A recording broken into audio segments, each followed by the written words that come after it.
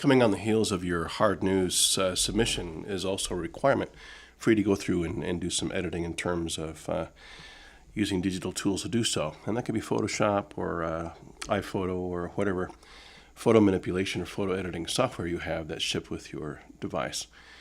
So I'm going to talk a little bit about that, defining the difference between enhancing a photograph and manipulating. And again, as the one of the chief hokey dokies of the MPPA had indicated, any type of digital manipulation is against the ethics of photojournalism. So we'll talk about that a little bit as we go through and consider. There are three different ideas here in terms of why anybody would want to go through and do anything with a photograph and still keep it within the context in which it was shot.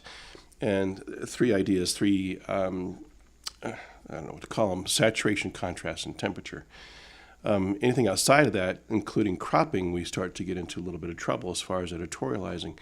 And even saturation and contrast and temperature could go through and do that as well.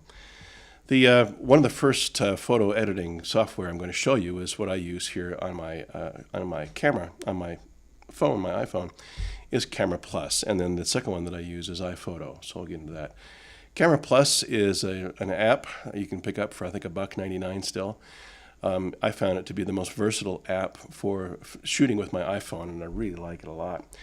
Mainly because you can do pinpoint exposure and pinpoint focus, like you're seeing in the image on the left here, where I can go through and figure out areas of exposure that I want to expose for, and then areas of focus as well, just by touching the screen.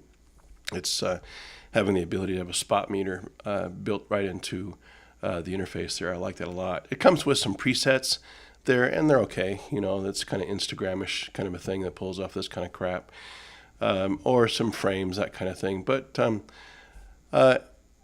it does a job for me. There are a number of mainstays that I stay with, like clarity is one of the main tools that I use with iPhoto. Let me show you how that works a little bit. So here's a shot. This was taken in the courtyard of the Lodge at Zion Canyon. It's a little dark, as you can see, but the exposure is about right. And Zion's a tough place to shoot in anyway, with the canyon walls and the contrast of the narrowness of that canyon. Not necessarily here, but the further you get into the canyon. So I've applied the clarity filter, and you see here what that does is it boosts the vibrancy of the highlights without letting them burn necessarily. Okay, and it pulls a little more detail out of shadow. And then the next step with that is it goes through and throws in a little bit of color. Now this is oversaturated for my taste, but it gives you an idea of what it does. When I'm shooting food images that way, here it is. Again, this is just iPhoto. This is just with my camera phone. I added clarity filter to it. That's what that does. It brings it out, pops the colors, and gives it a little bit more saturation while maintaining some highlights. And then I added another filter to give it kind of a shallow depth of field there to make it just a little bit more appetizing. You all want to crap now, don't you? In iPhoto, you have obviously a lot more tools to deal with, and this, what you're seeing here, is representative of a couple of iterations ago here, but the tools are pretty much the same in terms of contrast, saturation, and color temperature. So what you're seeing here is a kayak trip out on Lake Powell. I'm going to boost the saturation just a little bit here. Let me go back and show that to you one more time. Just a little more chroma in there. I don't want the kayak to burn really more yellow than that, but I do want a little bit more blue in it. And then I think I go through and raise up the contrast here a little bit with that as well. So it just gives us a little bit more depth within that, just with those two little tiny tweaks, again, without changing the entire context of the situation. And again, I'd say, you know, if this were photojournalistic, I would hesitate in doing either of those things and just leave the photograph excuse me, leave the photograph alone. Here's a portrait done, and I've done some things here in terms of taking the chrominance out of this and just having it go to black and white. And this is the image then with the chrominance removed, with saturation reduced completely.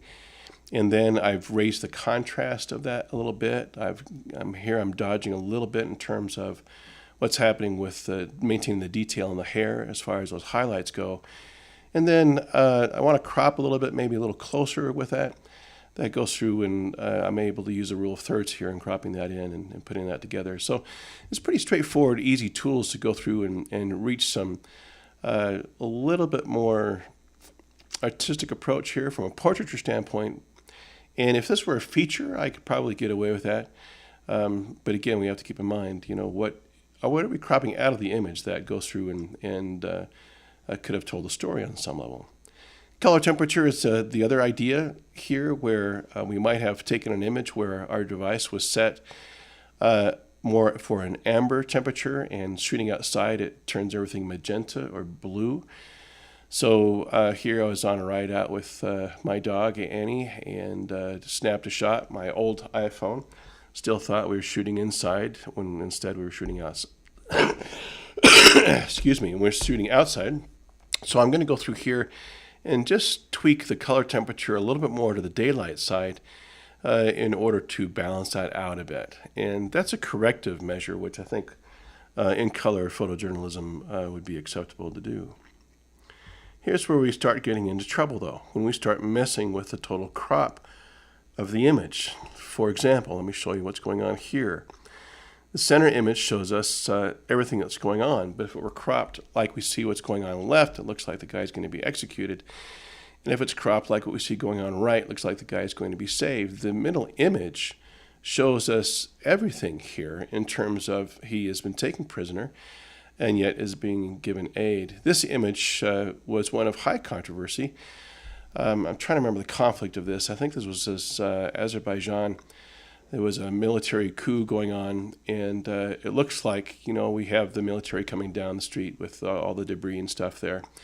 When in fact, the full photograph on the right shows that civilians are attacking the convoy, telling a completely different story.